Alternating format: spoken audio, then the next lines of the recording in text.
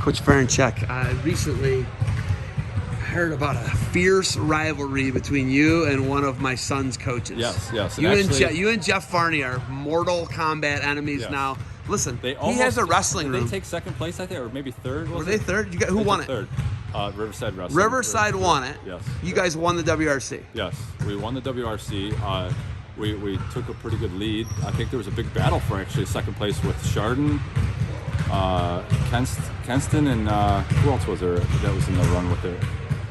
Anyway, Beavers won it. Madison, but the Beavers won it. That's what counts. The Beavers won. Honestly, there's a lot of kids out for the sport. Middle school, which I'm real happy with because last year was just a mess because of COVID. There's a lot of very little numbers out, but this year, big numbers.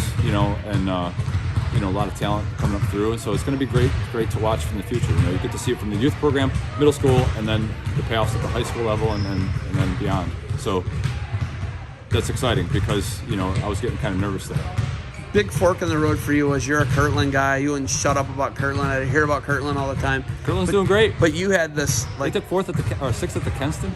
But you had this fork in the road in your life where you could have built in Kirtland and sent your kids to Kirtland where you graduated from high school. That's Division III. It's a much easier path as far as depth, qualifying for a state tournament, winning a state title. Your son's an NCAA runner-up, right? Number one guy in the country at 165 for Gannon, Alex Farenchak. But you made this. There was this fork in the road for you. You chose Riverside over Kirtland. Why would you do that? Riverside has a lot to offer.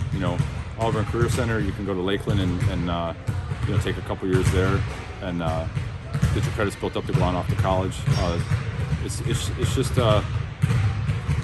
there's both schools are good. No regrets where we live. In Leroy, so it's a little bit more country for us. And we like that. Otherwise, we love it here.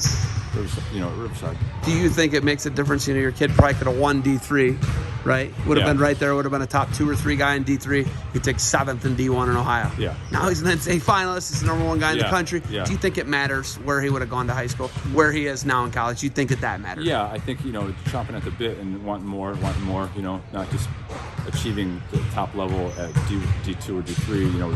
Still fighting for the best at D1. It just shows you how much tougher it is at D1 in high school. Real happy with it. Could we set up a death match between you and Jeff Farney in his wrestling room above his garage?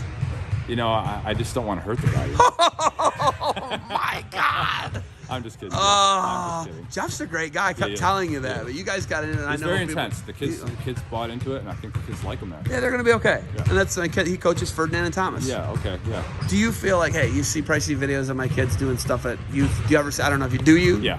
And how are we doing compared to what you were doing with your kids? How are we doing? Is it too much? Are we injecting too much too early? What are we doing? It is tough because there's a big difference between 3rd and 4th grade, and then 5th and 6th grade. The levels are there's a big difference.